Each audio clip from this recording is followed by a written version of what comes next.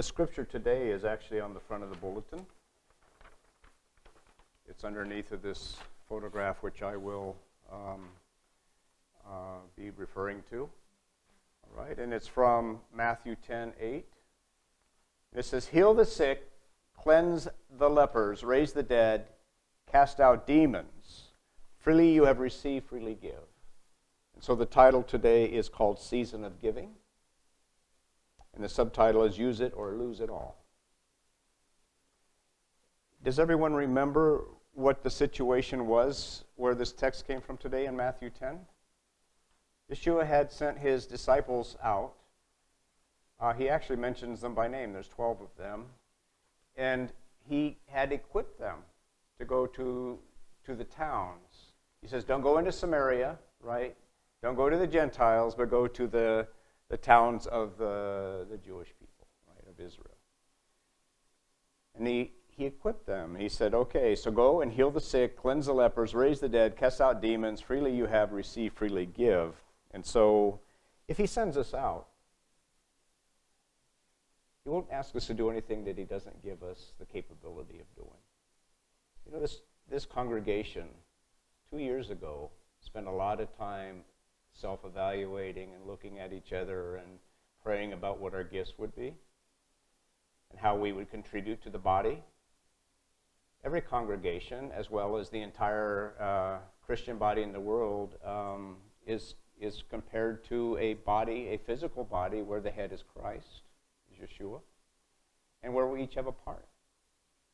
And if one of us thinks, well, you know, I don't really have a part, I'm just the like the toe, or I'm just just the earlobe or something like that. I tell you what, you might be able to get along without an earlobe. You won't look quite well balanced if you got one on one side and not on the other. But you know, every part of the body is important.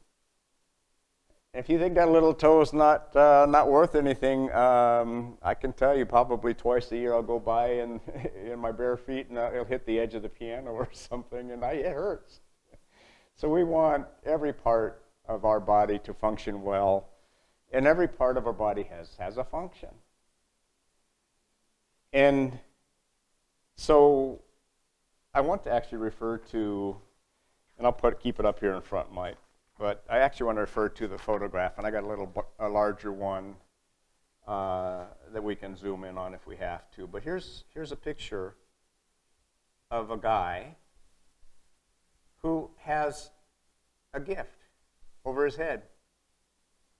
And then you can see that it looks like either it came down with the water and he caught it, or he's had it all along and the water is pouring on top of it, and so the water is pouring on him. And so what is that gift? That's his grace. That's the gift of grace, is salvation. It's a free gift. And if Yeshua has given us his grace and has saved us, and he has given that to us freely, then he wants us actually to give that on to other people as well. And so when he asked his disciples to go from town to town, and they did go 2 by 2, by the way, he said, heal the sick, cleanse the lepers, raise the dead, cast out demons. Freely you received from me, so freely give.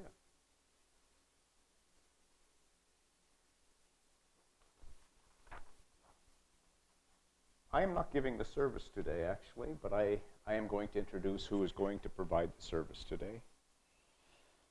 You know,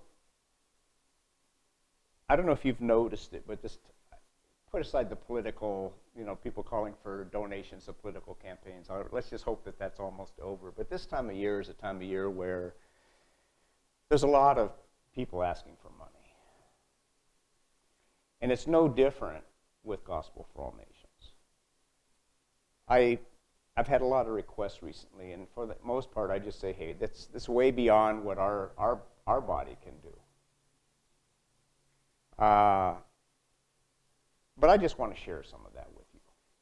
I did send an email out this morning to everybody in this group about Pakistan's request. As you know, Pakistan comes to us once a year.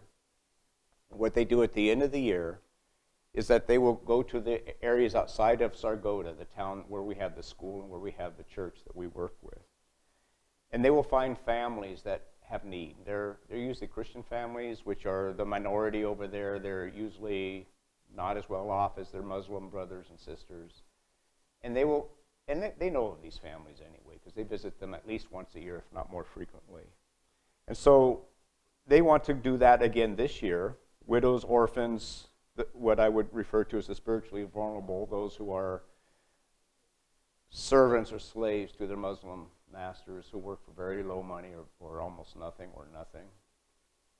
And we're going to go out and we're going to do what we do every year. We're going to have food and food baskets and warm blankets. And we usually run into people who have medical needs. And so in some cases, if there's need, there will be medical supplies that are provided. This year, it's about $50 more than they asked for last year. So the request is 70,000 Pakistan rupees, and that's $450. I've already, we've gotten somebody to contribute the majority of that already from this congregation. Now they have also asked, I'm just going through the list so that we're all aware of it. So they have also asked, Sharun has been asking us for some time to be able to get a vehicle because he gets on a bus or he has to rent a vehicle to go to Sargodha. And we know it's like a 3-hour drive each way. And now with COVID-19, the buses aren't running. It's very complicated. So he likes to go, if not every week, then every other week. And he goes and checks on the school, the adult education program. And now they're also going to go ahead and start getting organized to do this year-end giving project. And so he's been asking whether or not we would be willing to put a down payment on a used vehicle that would be reliable for him. And he actually has got a bank who will actually allow him to make monthly payments on that. But the down payment is short of $1,900. And I have a corporate donor who says that whatever we came up with, they would match it. So what I am presenting today is a request for a total of $965. That's how it turns out with the exchange rate. So 150,000 Pakistan rupees is $965 is what he is requesting. And I have someone to match it dollar for dollar. So that one is a request that we have as well. Yeah, that's right. So, but we have the monthly already in budget. So what he is short is the down payment. Okay, we will discuss it another time. But the monthly budget is covered by somebody already. Okay. So what he doesn't have is the down payment. And this one I've already pretty much told them no. But on November 4.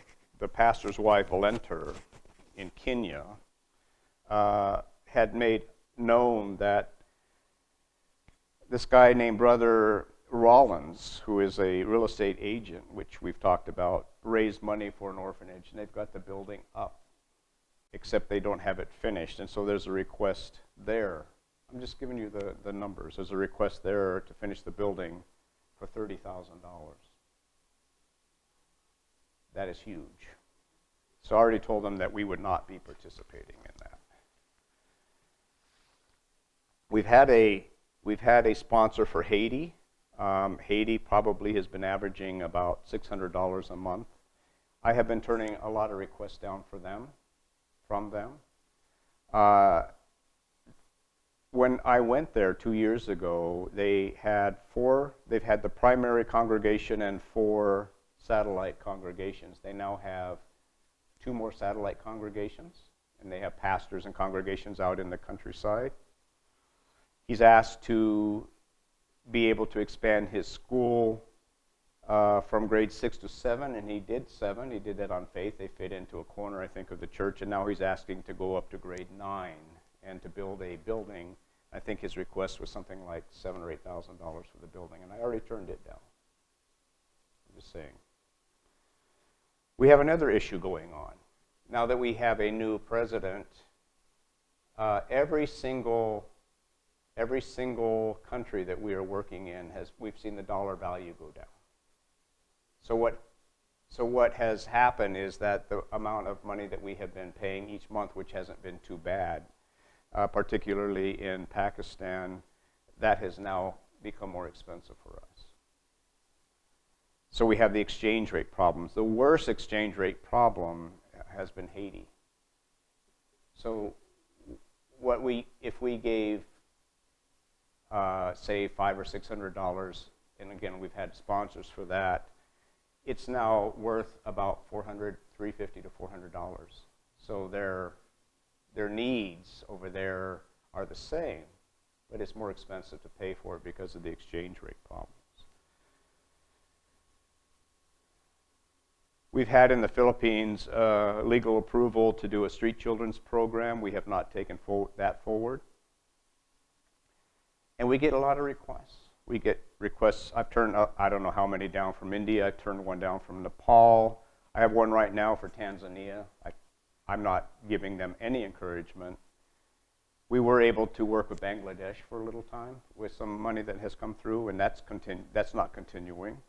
And so there is a huge need. And you know what? If you look back, with as few people as we have had, I think we've been able, with God's help, to do miracles. God has done miracles for us in these programs. The school program in Pakistan, the adult education program, and the outreach that has been done there, I believe, has been very successful in the 3 years that we've worked with it. Haiti has been successful. Kenya, as you know, we have a primary sponsor there, so it's not a big burden. It hasn't been a big burden at all on us. I think we throw in a little extra here and there when we have donations for that. And the program in Kenya has been a success. This real estate agent I referred to has raised quite a bit of money to put the structure up. And so it's been, what has gone through our little hands, I think, has been blessed mightily by Yahweh. And so the one who is going to do the service today is no other than Francis Chan. I don't know if you guys knew he moved to Hong Kong back in February.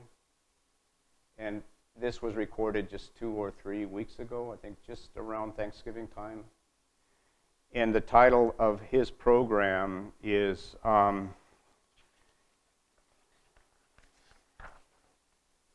When Jesus is Known, Giving is Easy. In last week's service, you'll know that we had a service on what we called moist bones. And I had quoted this guy. I don't know if you remember him or not, Trip Lee. So in last week's service, in that message, we talked about Yeshua as being our living water who poured himself out for us, so that our dead lives, our dry bones, could be moist again so that we could serve him. And the reason why I quoted this guy, Trip Lee, and I did look at his background, he's a rap artist. His music is not quite my type, but it's not too bad, but it's not quite my type. But he's also a youth pastor in Texas. And he understands exactly what the living water means and what moist bones versus dry bones means. And I want to actually call to mind again his quote. And here it is. He says, so let me get it straight. So there was one word, it was rise, because it was rise, dead bones rise, right? So he says rise has a lot of different meanings. It's a call to action to rise from the dead and actually live. He continues by explaining to us that we're born spiritually dead, and he's calling for everyone to become spiritually alive. And he goes on to say, secondly, don't wait until later to live the way that we were created to live, but that God created you and me to honor him. So find joy and serve others today. So don't sleep on that.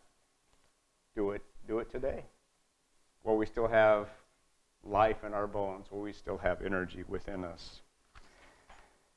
You know, last week in the closing prayer, for each one of us, I asked that Yahweh would provide us with the gift of his son, Yeshua. And we did learn that when he says that to be enter into his Father's kingdom, that we had to be born again of the water and the Spirit, that the water was him.